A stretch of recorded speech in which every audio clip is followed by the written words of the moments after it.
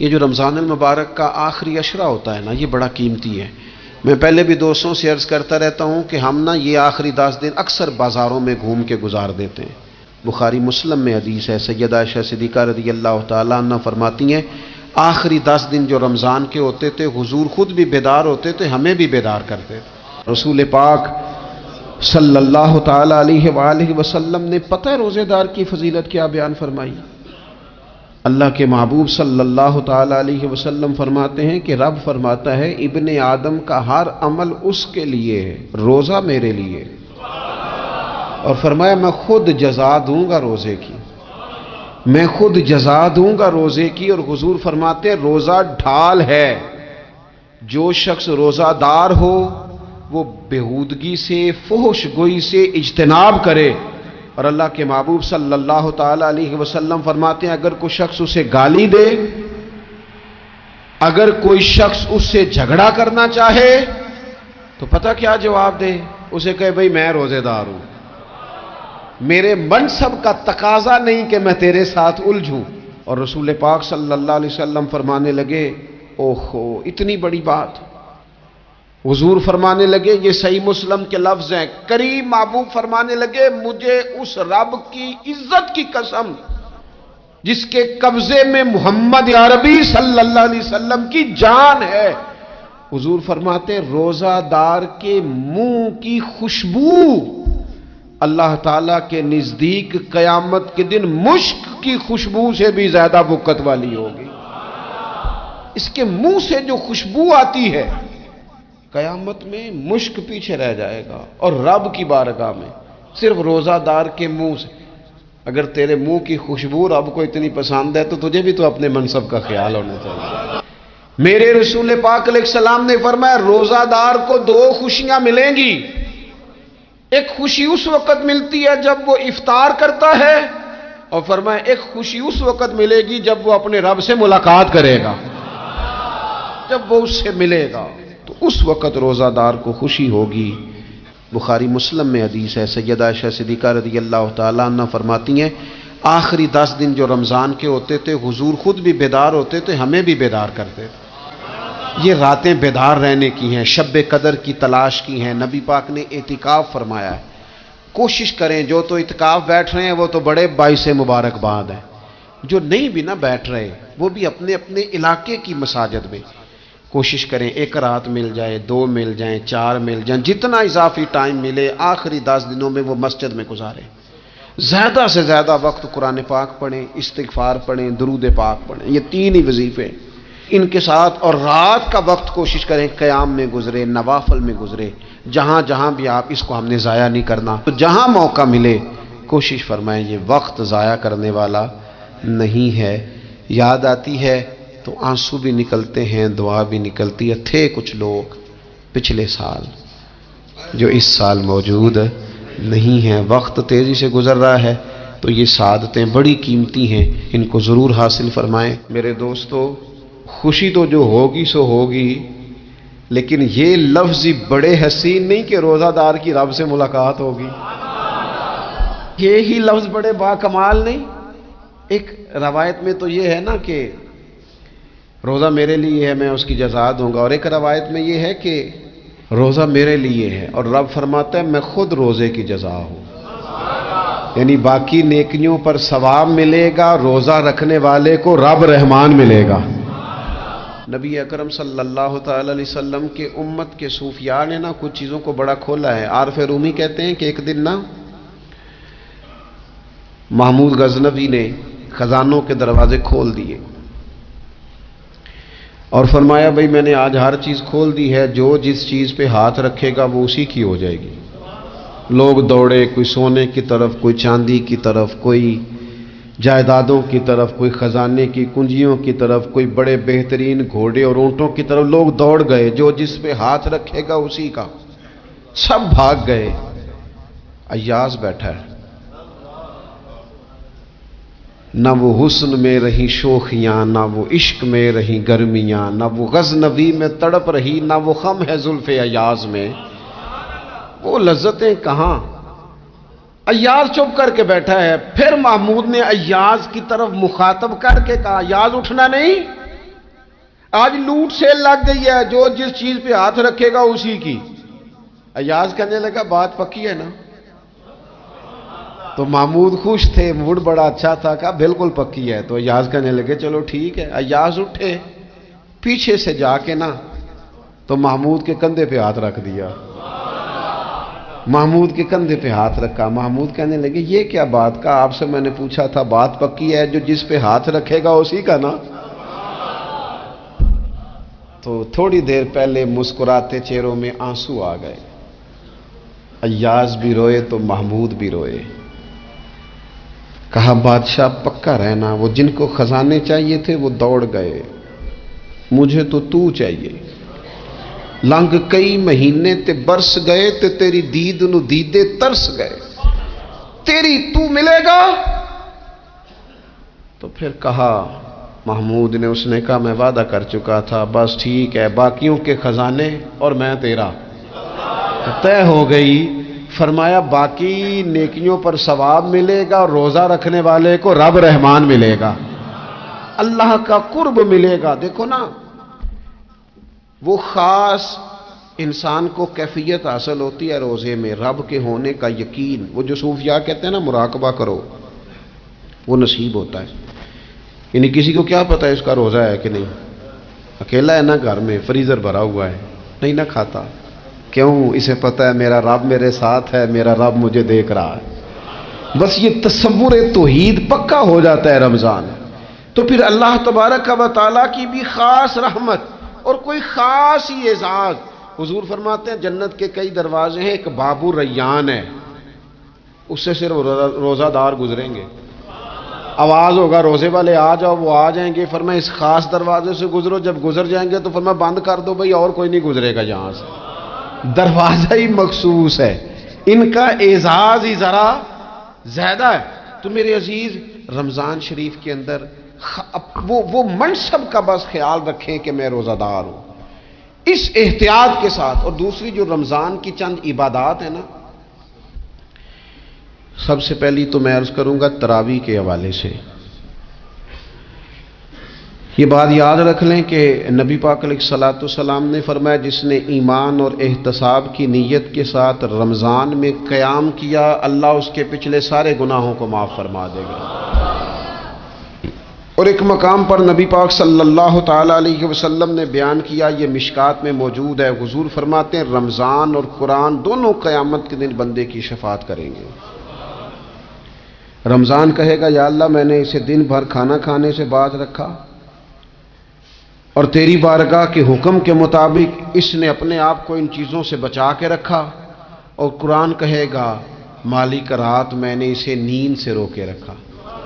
کیا مطلب؟ اس نے کھڑے ہو کے عبادت کی، اگرچہ اس سے مراد شارحین حدیث نے تراویح بھی لیا ہے، تہجد کی نماز بھی لیا ہے، صلاۃ اللیل بھی لی ہے، لیکن میرے عزیز یہ خاص ربط ہے قرآن مجید کے ساتھ تراویح کا۔ مسنون ہے رمضان کی راتوں میں قرآن مجید اور تراویح کا پڑھنا۔ اگر تھوڑی سی نا طبیعت میں صرف تبدیلی پیدا کی جائے، میں نے دیکھا ہے کہ جو لوگ کہتے ہیں نا میرا وقت بڑا قیمتی ہے، بڑی ساری جگہوں پہ آپ کو بیٹھنا پڑتا ہے، بیٹھیں آپ 2 گھنٹے بیٹھیں، 3 گھنٹے بیٹھیں۔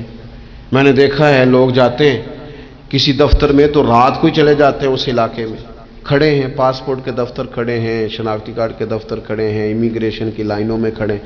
کچھ ذہن تو بنائیں کہ میں نے رات کھڑے رہنا ہے اور اپنے رب کی عبادت کرنی ہے۔ تراویح کو ذرا ذوق سے آپ اگر تھوڑا ارادہ کر لیں گے نا، یعنی کوئی ایسا مشکل کام نہیں۔ میری تو رائے یہ ہے کہ پہلے 3-4 دن ذرا جم کے ذہن بنائیں، اور تھوڑا سا نا روٹین کو بدلنے کی کوشش نہ کریں۔ جس امام صاحب کے پیچھے تراویح شروع کریں، کوشش کریں ساری وہیں پڑھیں۔ روٹین بدلنے سے بھی سستی آتی ہے، ایک دن یہاں گئے، 2 دن وہاں گئے، تو یہ روٹین بدلنے سے بھی بعض اوقات سستی آتی ہے۔ کوشش کریں ایک جگہ پہ قرآن شریف سننا شروع کریں اور پھر پورا قرآن مجید وہیں پہ سنیں۔ اور تھوڑا ذہن بنائیں. میں نے دیکھا ہے ہمارے استاد صاحب اس طرح کیا کرتے تھے کہ بہت تھوڑا کھانا افطاری کے وقت، تھوڑا، اور ان سے کہا جاتا آپ بزرگ آدمی ہیں، اتنا کم کھانا کیسے نظام چلے گا؟ تو فرماتے تھے میں ایک چپاتی اور آدھی چپاتی کھا لوں گا لیکن تراویح کے بعد.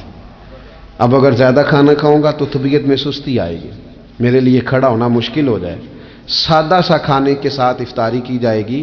اور تراویح کے لیے اپنے آپ کو ذہنی کہاں ٹائم ملتا ہے سارا سال قرآن پڑھنے سننے کا؟ یہ تو اللہ نے موقع عطا فرمایا ہے. تو تھوڑا سا اگر دلچسپی پیدا کی جائے، بڑا بڑا سونا قرآن مجید پڑھا جاتا ہے مساجد میں، بچے بڑی بڑی خوبصورتی سے، تو اللہ کا شکر ہے جگہ جگہ پہ. اور مساجد کے علاوہ بھی میں نے دیکھا ہے، ہم سے لوگ مطالبہ کرتے ہیں کہ ہماری فیکٹری میں رات کو بھی کام ہوتا ہے، اتنے سارے ورکر ہیں تو بچہ کوئی مل جائے قرآن شریف سنائے، فلانی جگہ بھی اتنے لوگ ہیں تو اگر موقع مل جائے. تو اگر تھوڑا ذہن بنایا جائے، شوق پیدا کیا جائے تو اللہ تعالیٰ فضل فرماتا ہے، انسان کو طاقت ملتی ہے کھڑے رہنے کی. ایک تو تراویح، روزہ، تراویح، اور تیسری بات ہے سحر اور افطار. یہ جو سحری اور افطار، یہودی جو تھے نا وہ سحری نہیں کرتے تھے، سحری کا نام و نشان نہیں تھا، روزہ رکھتے سحری نہیں کرتے. تو نبی پاک صلی اللہ تعالی علیہ وسلم نے فرمایا ہمارے اور یہودیوں کے درمیان فرق ہی سحری کا ہے. اور نبی پاک صلی اللہ تعالی علیہ وآلہ وسلم نے فرمایا سحری کھایا کرو، سحری کھانے میں برکت ہے. اور اگلی بات سننی ہے آپ نے تو خوش ہو جانا ہے، سحری کو معمولی نہ سمجھے، سحری کرنا عبادت ہے. ہاں آپ مت سمجھیں کہ میں روٹی کھا رہا ہوں، یہ تو میرے سامنے دہی رکھا ہوا ہے، یہ تو سالن رکھا ہوا ہے، یہ تو اچار رکھا ہے، تو چپاتیاں رکھی ہیں. سحری کھانا عبادت ہے. آپ صبح اٹھے، آپ کی تو روٹین ہی اور تھی، تو 7 بجے کھاتے تھے، 9 بجے کھاتے تھے. یہ جو آپ صبح کھا رہے ہیں اٹھ کے سحری میں، اپنی مرضی سے تھوڑی کھا رہے ہیں، یہ تو کسی کے کہنے سے کھا رہے ہیں، یہ تو کسی کے بٹھائے بیٹھے ہیں. یہ جو سحری کا لنگر ہے یہ رب رسول کی رحمت کے ساتھ عطا ہوتا ہے، یہ کرم ہے، یہ اللہ رسول کے بٹھائے بیٹھے. کیا میرے رسول پاک صلی اللہ تعالی علیہ وآلہ وسلم نے بات کھولی ہے، ترغیب و ترہیب میں حدیث ہے. اللہ کرے یہ کبھی چسکا لگ جائے، یہ والا مزہ آ جائے تو پھر تو گھر میں دسترخوان نہیں بچھا ہوا ہوگا، پھر تو رنگ ہی کوئی اور ہوگا. حضور فرماتے اللہ تعالی اور اس کے فرشتے سحری کھانے والوں پر رحمتوں کا نزول فرماتے ہیں. کھائی روٹی جا رہی ہے، پکا ہوا کھانا ہے، لیکن حضور فرماتے ہیں رب بھی رحمتیں فرما رہا ہے اور اللہ کے حکم سے فرشتے بھی رحمتوں کا نزول کر رہے ہیں. ایک رمضان المبارک وہ عزت اور عظمت والا مہینہ ہے جس کا تعارف کسی عام آدمی نے نہیں، رب کریم کے قرآن نے بیان فرمایا ہے اور میرے مصطفیٰ کریم کی زبان اطہر نے بیان فرمایا ہے. لیکن آنے سے پہلے بخاری مسلم میں حدیث ہے، حضرت سلمان فارسی رضی اللہ تعالیٰ عنہ کہتے ہیں رمضان شروع ہونے سے پہلے نبی پاک نے ہمیں مسجد میں بلایا اور خطبہ ارشاد فرمایا باقاعدہ، اور ارشاد فرمایا لوگو تم پر ایک مہینہ آنے والا ہے جس میں اللہ اپنے بندوں پر خاص قسم کی رحمتوں کا نزول فرماتا ہے. خود رسول پاک نے ہمیں کس قدر زیادہ اس مہینے کا اکرام کرنا ہے اور کس قدر زیادہ اس کو اہمیت دینی ہے اور کس قدر زیادہ ہمارے لیے وہ باعث عظمت ہے کہ جس مہینے کے فضائل خود رسول پاک علیہ السلام نے بیان فرمائے. اور نبی پاک صلی اللہ علیہ وسلم نے فرمایا کہ اس مہینے میں تم نفل پڑھو گے تو اللہ فرض کے برابر ثواب عطا فرمائے. حضرت انس بن مالک رضی اللہ تعالیٰ عنہ فرماتے ہیں جب نبی پاک علیہ السلام نے رمضان کی شان بیان کی تو صحابہ کا یہ مزاج بن گیا کہ وہ اپنے سارے کام رمضان سے پہلے سمیٹ لیتے تھے، رمضان شریف سے پہلے سارے کام سمیٹ لیتے، لینے دینے کے معاملات صاف کر لیتے، خریداری ہو جاتی، گھر کے اندر کوئی کام کرانا ہوتا تو وہ رمضان سے قبل کرا لیتے. یکم رمضان کو وہ مسجدوں میں ڈیرے لگا لیا کرتے، وہ کہتے تھے نیکیاں جمع کرنے کے ایام. سب سے مصروف ترین زندگی ہمارے نبی پاک صلی اللہ علیہ وسلم کی زندگی ہے. 23 سالوں میں نبی پاک علیہ السلام نے 2300 سالوں سے بھی زیادہ کام کیا. بڑا مصروف وقت تھا حضور کا، بڑا مصروف. ہمارے یہاں نا میں ایک جگہ پہ حاضر تھا تو ایک بزرگ تقریر فرما رہے تھے، وہ کہہ رہے تھے اب خانقاہوں میں جو اللہ اللہ ہو رہی ہے وہ چھوڑ کے باہر نکلو، اب میدان میں نکلنے کا دور ہے. تقریر ختم ہوئی تو میں نے کہا حضرت ناراض نہ ہوئیے گا، ویسے کون سی خانقاہ میں اللہ اللہ ہو رہی ہے جہاں سے آپ باہر نکالنا، تو دور ہی گزر گیا اللہ اللہ کرنے کا۔ حضرت موسیٰ علیہ السلام کا زمانہ مبارکہ ہے، ایک شخص نے اپنے کزن کو، اپنے چچا کے بیٹے کو، چچا زاد کو قتل کر دیا اور خود ہی اس کا مدعی بن کے حضرت موسیٰ کے پاس آیا کہ بتائیے جناب میرے اس بھائی کو کس نے قتل کیا ہے؟ حضرت موسیٰ نے ایک سادی سی بات کی، کیا فرمایا؟ وَإِذْ قَالَ مُوسَىٰ لِقَوْمِهِ إِنَّ اللَّهَ يَأْمُرُكُمْ أَن تَذْبَحُوا بَقَرَةً۔ حضرت موسیٰ علیہ السلام نے اپنی قوم سے کہا کہ اللہ تمہیں حکم دیتا ہے کہ ایک گائے ذبح کرو، گائے کا کچھ حصہ مقتول کو مارو، وہ خود اٹھ کے بتا دے گا مجھے کس نے قتل کیا ہے۔ یہ پہلا سپارہ ہے قرآن مجید کا، آپ اس کو دیکھ لیں، یہ آیت نمبر 67 سے شروع ہو رہا ہے۔ تو اب وہ چونکہ ذبح کرنا نہیں چاہ رہا تھا، اس کو پتا تھا کہ مجرم تو میں خود ہوں، وہ ذبح چونکہ کرنا نہیں چاہ رہا تھا تو اس سے کہا کہ مارو ایک حصہ گائے کا، اس کو تو یہ اٹھ کے بتا دے گا۔ تو اس نے جواب کیا دیا؟ قالوا اتتخذون ہزوا، یعنی لگا آپ میرے ساتھ مذاق کرتے ہیں، کبھی ایسا بھی ہوا ہے؟ قال اعوذ باللہ ان اکون من الجاہلین، حضرت موسیٰ علیہ السلام فرمانے لگے میں اللہ کی پناہ مانگتا ہوں میں جاہلوں میں سے ہو جاؤں۔ ہر وقت مذاق کرتے رہنا یہ تو جاہلوں کا طریقہ ہے۔ کن کا ہے؟ حضرت موسیٰ نے کہا ہے، قرآن پاک ہے، ہر وقت مذاق کرتے رہنا۔ خوش طبعی اور چیز ہے، مسکراتے رہنا، لیکن کسی کا مذاق ہر وقت اڑاتے رہنا کن کا طریقہ ہے؟ جاہلوں کا۔ جب کہا نہیں ذبح کرنی ہے تو اب ذرا دیکھیے کرنا نہیں نہ چاہ رہے، قالوا ادع لنا ربک یبین لنا ما ہی، کہنے لگے اے موسیٰ پھر آپ نہ رب سے دعا کریں کہ وہ ذرا کھول کے بتائے وہ گائیں کس طرح کی ہو، ارادہ نہیں نہ ذبح کرنے، آپ دعا کریں۔ قال انہ یقول انہا بقرۃ لا فارض ولا بکر، فرمایا کہ رب کہتا ہے وہ گائے نہ بوڑھی ہو نہ زیادہ بچیا ہو، عوان بین ذالک، ان کے درمیان ہو، یعنی جوان گائے ہو۔ فافعلوا ما تؤمرون، کرو جس کا تمہیں حکم دیا جا رہا ہے۔ قالوا ادع لنا ربک یبین لنا ما لونھا، لو اگلی بات سن لو، کہنے لگے آپ دعا کریں رب سے کہ وہ کھول کے بتائے اس کا رنگ کس طرح کا ہو، رنگ بتائیں کس طرح کا ہو۔ قال انہ یقول انہا بقرۃ صفراء، فرمایا رب فرماتا ہے کہ صفراء رنگ کی ہو، یعنی گہرے زرد رنگ کی ہو۔ کہ رب فرماتا ہے اس طرح کی گائے ذبح کرو، فاقع لونھا تسر الناظرین، اور جب کوئی اسے دیکھے تو اسے اچھا بھی لگے، آنکھوں کو اچھی لگے وہ گائے، اس طرح کی گائیں ذبح کرو۔ لو اتنی باتیں بتا دی۔ قالوا ادع لنا ربک یبین لنا ما ہی، کہنے لگے نہیں آپ پھر دعا کریں اللہ ذرا کھول کے بتائے گائیں کس طرح کی ہو۔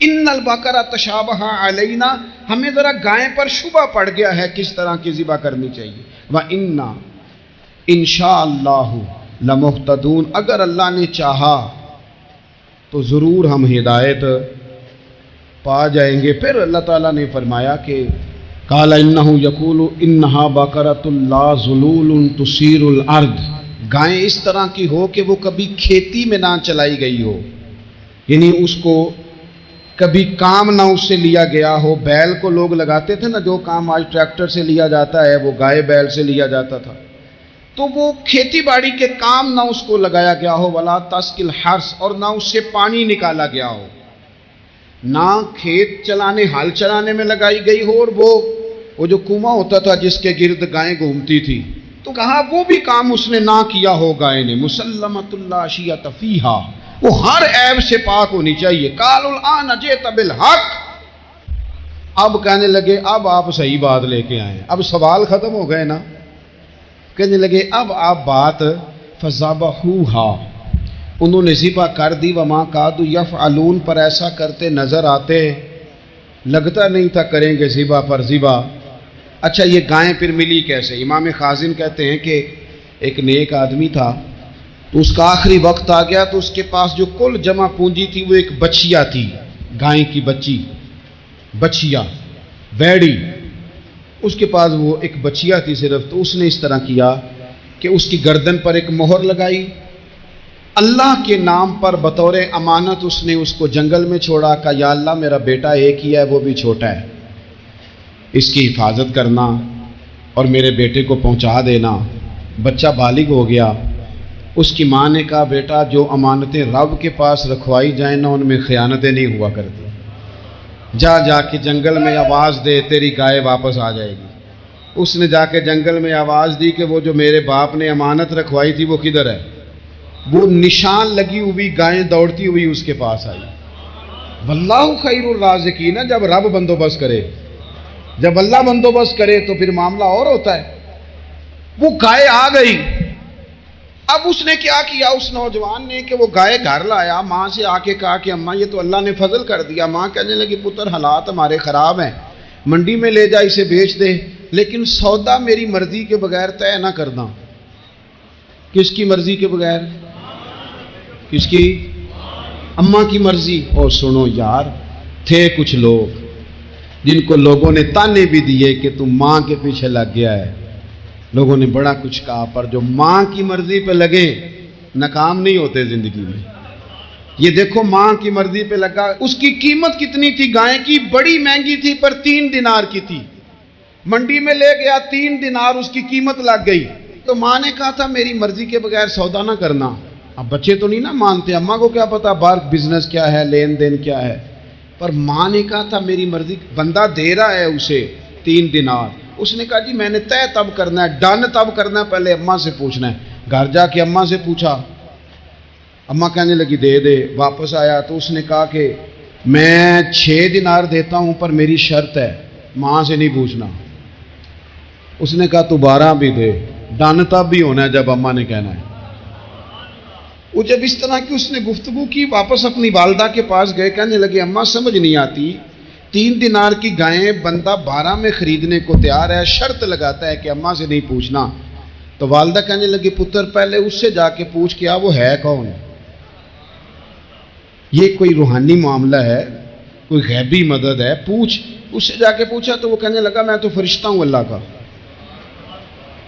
تو نے گائیں بیچنی نہیں، اس لیے کہ تیرا باپ بھی نیک ہے، تیری ماں بھی نیک ہے، رب تیرے رزق میں برکت پیدا فرمانا چاہتا ہے۔ ماں باپ نیک ہونا رزق میں برکت ہو جاتی ہے۔ ماں باپ نیک ہو، ان کی صالحیت کا اثر پہنچتا ہے بچوں تک۔ رزق حلال کما کے لانے والے ہوں تو گھر میں برکت ہوتی ہے۔ جا کے کہا کہ تیرے ماں باپ نیک تھے، اسے نہ بیچنا گائے کو، تو کیا کریں؟ کہنے لگے بنی اسرائیل والے سوال کر کر کے خود مشکل میں آ گئے۔ اب وہ ایسی گائے جو جوان بھی ہو، یہاں تو ہر غریب آدمی اپنی گائیں یہاں لگا دیتا ہے، کھیتی باڑی میں یہاں لگا دیتا ہے، کنویں میں پانی نکالنے میں تو یہاں تو ہر ایک کی گائیں، تو ایسی گائیں جس کا رنگ بھی اتنا پیارا ہو، زیادہ بوڑھی زیادہ بچی بھی نہ ہو، اور ابھی تک کھیت میں بھی نہ لگی ہو، وہ سوائے تیرے کہیں نہیں ہے۔ اس نے کہا چل پھر مہربانی کر بتا میں کتنے کو دوں گائیں، اگر وہ آ جائیں تو کتنے کو بیچنی ہے؟ اسے کہنا کوئی نہیں، ریٹ تو زیادہ کرنا ہی نہیں۔ ان سے کہنا گائے کے اندر سے گوشت نکال دیں اور جتنا گوشت ہے اتنے پیسے بھر دیں، اس کی کھلڑی بھر دیں۔ اب وہ بنی اسرائیل والے ڈھونڈتے پہنچ گئے، کہا جناب گائیں 3 دینار کیا 6 لے لو۔ اس نے کہا نہ بھائی، ذبح کروں گا، گوشت نکالوں گا، جتنا وزن گوشت کا اتنے پیسے بھرو گے کھال میں تو پھر گائے تمہیں ملے گی۔ اب مجبور تھے، کیا کرتے؟ ابن کثیر حدیث لائے ہیں، امام سیوطی نے در منصور میں بھی لکھی ہے، نبی پاک صلی اللہ علیہ وسلم نے فرمایا سنو جوانوں اور اسے دل کی تختی پہ لکھو، نبی پاک علیہ السلام نے فرمایا اگر بنی اسرائیل والے زیادہ سوال نہ کرتے تو اتنی مشکل کا شکار نہ ہوتے۔ انہوں نے سوال اتنے کیے کہ چارہ نہیں ہے اب ان کے لیے، چارہ نہیں ہے اب ان کے لیے کہ یہ ادھر ادھر جا سکے، مجبوری بن گئی، یہی گائے خریدنی ہے، یہی لے جانی ہے۔ اب اتنا سارا مال جمع کر کے وہ گائے خریدی، ذبح کی، تو مقتول کو جب اس کا ایک حصہ مارا تو اس نے اٹھ کے کہہ دیا یہ جو مدعی بنا ہوا ہے نا، یہی تو میرا قاتل ہے، یہی تو میرا قاتل ہے، یہی تو ہے، اس نے یہ سارا کام کیا۔ نبی پاک صلی اللہ تعالی علیہ وسلم نے جب پرانی امتوں کی عمریں دیکھی، نہ کسی کی 1000 سال ہوئی، کسی کی اس سے زیادہ ہوئی، تو اللہ کے محبوب علیہ السلام کے دل مبارک میں یہ خیال آیا کہ میری امت کی عمریں تو بڑی تھوڑی ہوں گی، تو کیسے اتنی لمبی نیکیاں کر سکیں گے؟ تو اللہ تعالیٰ نے پھر لیلۃ القدر عطا فرمائی گویا اس ایک رات میں جو آدمی نیکی کرے 1000 دن نہیں.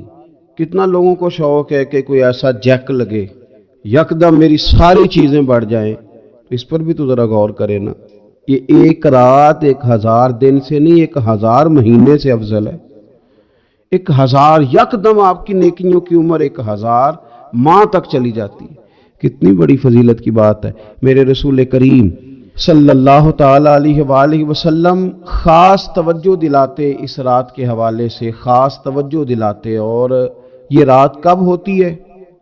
صحیح حدیث میں موجود ہے. نبی پاک صلی اللہ تعالی علیہ وسلم نے فرمایا کہ اسے رمضان کے آخری عشرے میں تلاش کرو.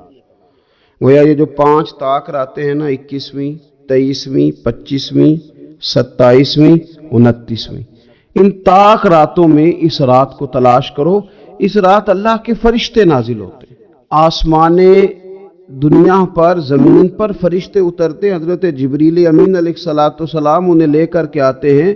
اور فرشتے کیا کرتے ہیں کہ جو بندہ اس رات اللہ کی یاد میں موجود ہو، جو بندہ اللہ تبارک و تعالیٰ کے ذکر میں موجود ہو، جو بندہ اس دن اللہ تبارک و تعالیٰ کی بارگاہ میں کسی بھی طور پر حاضر ہو، فرشتے اس کے لیے دعائے مغفرت بھی کرتے ہیں اور رب کی بارگاہ میں التجائے رحمت بھی کرتے ہیں. اور ایک روایت میں ہمیں یوں بھی ملتا ہے کہ فرشتے اسے مصافحہ بھی کرتے ہیں، ہاتھ بھی ملاتے ہیں. دیکھیے نا کتنی سعادت مندی ہے کہ انسان عبادت کر رہا ہو اور فرشتے اس کی زیارت کو آئیں. ہمارے صوفیاء فرماتے ہیں تو پکا پروگرام بنا لے عبادت کا، فرشتے کئی بار تیری زیارت کو آیا کریں گے. اور پھر ایک اور بات یہاں بڑی قابل توجہ ہے کہ انسان جب محسوس کرتا ہے مجھے کچھ دیکھ رہا ہے تو ذرا اس کی عبادت کا انداز بھی تھوڑا تبدیل ہو جاتا ہے.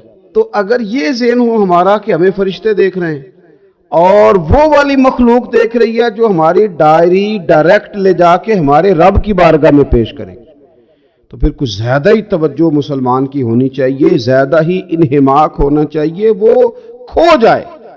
ٹھیک ہے ہم کمزور بھی ہیں، ہمارے اندر کچھ پریشانیاں بھی ہیں، ہماری بیماریاں بھی ہیں، ہم لاغر بھی ہیں، ذوف بھی آ جاتا ہے، تھکاوٹ بھی ہمیں آ لیتی ہے، لیکن لمبی تو بات ہی کوئی نہیں. 5 تو طاق راتیں. حضرت سیدہ عائشہ صدیقہ رضی اللہ تعالیٰ عنہ ارشاد فرماتی ہیں کہ جب رمضان کا آخری عشرہ شروع ہوتا تھا نا تو نبی پاک اپنی کمر کس لیتے تھے عبادت کے لیے. خود بھی رات کو اٹھتے تھے، ہمیں بھی جگاتے تھے، کیونکہ سونے کے دن تو نہیں ہے، تو جاگنے کے دن ہے. ساون کی کالی راتوں میں جب بوندا باندی ہوتی ہے وہ راتوں کو اٹھ اٹھ روتے ہیں جب خلقت ساری سوتی ہے. یہ رب کے بندوں کی شان ہے. اور ویسے بھی درویش کہتے ہیں کہ رات پوے تے بے درداں نو نیند پیاری آوے، درد منداں نو تے یاد سجن دی ستیاں وی آن جگاوے. تو یہ وقت ہے خاص، اس خاص وقت اس بات کی طرف ضرور توجہ کرنی چاہیے. اور یہ جو کہا گیا نا کہ فرشتے نازل ہوتے ہیں بِإِذْنِ رَبِّهِمْ مِنْ كُلِّ امر، اللہ کے حکم سے آتے اور ہر کام کے لیے، ہر امر خیر کے لیے آتے. تو اس میں بھی ہمارے مفسرین نے لکھا ہے کہ وہ تمہارے لیے پورے سال کا فیصلہ کریں گے کہ تمہیں کیا دیا جائے گا، تم کیا حاصل کرو گے اللہ تبارک و تعالیٰ کی بارگاہ سے. تو اس کا معنی یہ ہوا کہ پھر تو یہ لینے کی رات ہے. ایسا نہ ہو کہ فرشتے آئے ہوں رب کی بارگاہ سے یہ پیغام کرم ہو کہ دینا ہے اور لینے والے سو رہے ہوں، وہ آرام میں ہوں. تو یاد رکھیں خیرات اسی کے پیالے میں آتی ہے جس کا پیالہ سیدھا ہوتا ہے، اور اگر پیالہ ہی سیدھا نہ ہو تو خیرات پھر پیالے میں نہیں آیا کرتی. تو پھر اس کو جو کہا گیا نا کہ یہ سلامتی والی ہے، تو اس میں ایک اور بات بھی ہمارے پھر مفسرین نے لکھی ہے کہ اس رات شیطان تو ویسے ہی قید ہے، اس رات بندے کا نفس بھی نہیں اسے تنگ کرتا. یہ طاق راتیں اتنی حسین ہے کہ تھوڑی سی بندہ ہمت کرے تو اللہ عبادت کے لیے اس کے دل کو قرار عطا کر دیتا ہے، اسے سکون ملتا ہے، طبیعت ٹھنڈی ہو جاتی ہے اور وہ بڑے ذوق کے ساتھ اللہ کی عبادت کرتا ہے.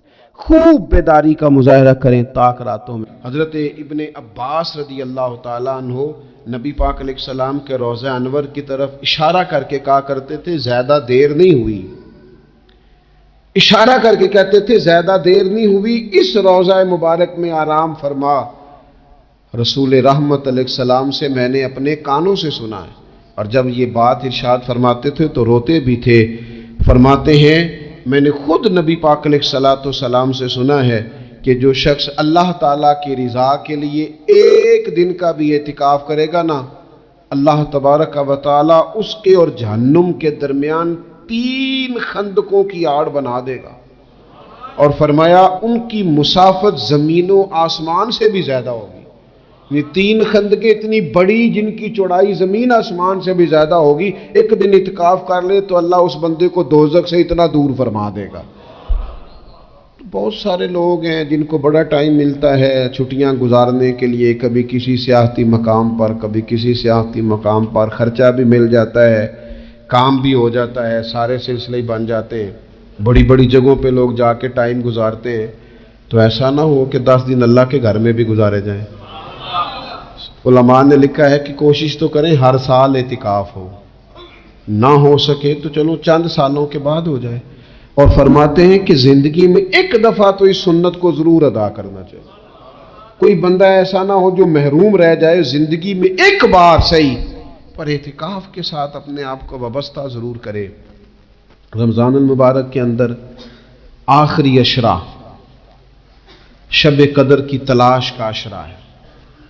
اللہ کے پیارے رسول صلی اللہ تعالی علیہ وسلم ان 10 دنوں میں خود بھی عبادت کرتے تھے اور گھر والوں کو بھی جگایا کرتے تھے، اور اپنے اہل خانہ کو تاکید فرماتے تھے کہ اٹھو اٹھو، آگے بڑھو، یہ آرام کرنے کے دن نہیں ہیں۔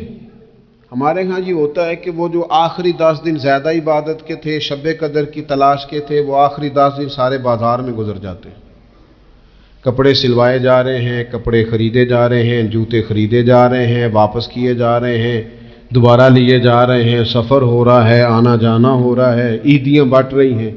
تو یہ سارے کام جو آخری عشرے میں کرنے ہیں، جو زیادہ عبادت کے دن تھے، وہ سارے کام تو رمضان سے بھی پہلے کر لینے چاہیے۔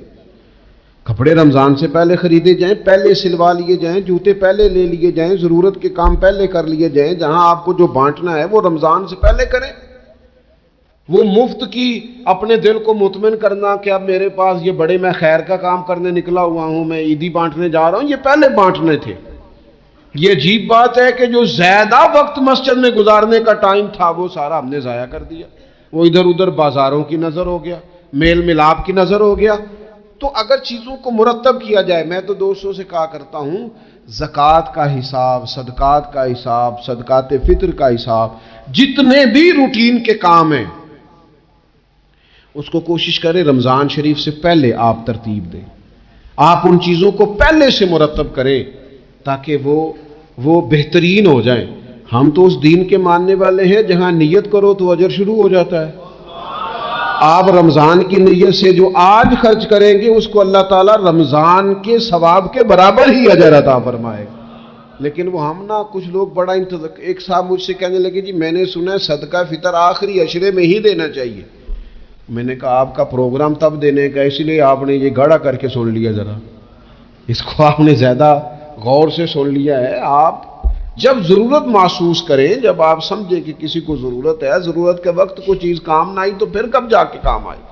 تو میری آپ سے یہ اپیل رہے گی کہ پہلے سے چیزوں کو مرتب کریں، معاملات کو پہلے سے طے کریں۔ وہ لوگ بڑے اچھے ہوتے ہیں جو وقت پر منصوبہ بندی کرتے ہیں، جو چیزوں کو ٹائم پہ مرتب کرتے ہیں۔ وہ ٹائم جو ہمارا بالکل اللہ کی بارگاہ میں حاضری کا ہے، عبادات کا ہے، اگر وہ سارا گاڑیوں کی نظر ہو جائے گا، اسفار کی نظر ہو جائے گا تو ہم نے حاصل کیا کیا۔ ایک بات آخر میں بڑے درد کے ساتھ آپ کی خدمت میں عرض کرنی ہے، ہر سال کہتا ہوں، اس سال بھی کہوں گا، ذاتی اخراجات کو کچھ کم کیا جائے۔ ذاتی اخراجات نہ کچھ لوگوں کے بہت زیادہ ہیں، ان کے اپنے لباس کے، کپڑوں کے، اور وہ اخراج میں نے پچھلے جمعے بھی کہا تھا، اسلام ذبائش کی اجازت دیتا ہے، نمائش کی اجازت نہیں دیتا۔ نمائش والے کام اگر تھوڑے چھوڑ دیے جائیں کچھ بھی نہیں ہوتا۔ میں تو شاید اگر میں سینکڑوں کہہ دوں تو غلط نہیں ہوگا، لیکن 20 تو لوگ ایسے ضرور ہوں گے کہ جو عید ساری سو کے گزارتے، سارا دن سوئے رہتے، پتہ نہیں وہ اتنے مہنگے مہنگے کپڑے کس لیے خریدتے۔ عید کی نماز پڑھی، سو گئے، اور بھئی آپ کا فون بند تھا جی میں سو رہا تھا جی، تو بھئی وہ جو آپ نے 1.5 مہینہ درزی کے پاس آنا جانا لگایا وہ کس مقصد کا؟ رات کوئی پہننا تھا، کوئی پرانا جوڑا پہن لیتے۔ ایسی مصیبت کیا بنی ہوئی تھی؟ اتنے مہنگے کپڑے خریدے، اتنا مہنگا جوتا لیا، اور دن سارا سو کے گزار دیا۔ ذاتی اخراجات کم کریں۔ پتہ کیا ہے، فرق بہت بڑھتا جا رہا ہے، بہت بڑھتا جا رہا ہے۔ یعنی ایک جگہ پہ چیزیں پڑی ہیں، خراب ہو گئی ہیں، کھانے کا ٹائم نہیں، پہننے کا ٹائم نہیں، اور ایک جگہ وہ ہے کہ جہاں لوگ دوائی کو ترس رہے ہیں۔ گندم امیر شہر کی ہوتی رہی خراب، اور بچی کسی غریب کی فاقوں سے مر گئی، اور کسی نے کہا تھا کہ غریب شہر تو فاقوں سے مر گیا لیکن امیر شہر نے ہیرے سے خودکشی کر لی، اللہ معاف فرمائے۔ تو بہت ساری جگہوں پہ لوازمات زیادہ ہیں، اخراجات زیادہ ہیں، تکلفات زیادہ ہیں۔ اس رمضان میں مہنگائی کا جو زور ہے، حالات کی جو سنگینی ہے، اور تھوڑا پیچھے جائیں تو غریب علاقوں میں جس قسم پرسی کے ساتھ لوگ اپنا وقت بتا رہے ہیں، اگر صرف امیر لوگ اپنے کچھ ذاتی اخراجات کو کنٹرول کرنے میں کامیاب ہو جائیں تو بڑے سارے لوگ ایسے ہیں جن کے لیے وہ خوشیاں بانٹنے کا ذریعہ بنیں گے، اسباب میں۔ اور ویسے بھی زندگی سادہ کریں، آسان ہو جائے گی۔ زمین پر چلیں، آپ محسوس کریں گے کہ زندگی بہتر ہو گئی ہے، آسانی والی ہو گئی ہے۔ اللہ کی بارگاہ میں دعا کرتا ہوں، اللہ تعالیٰ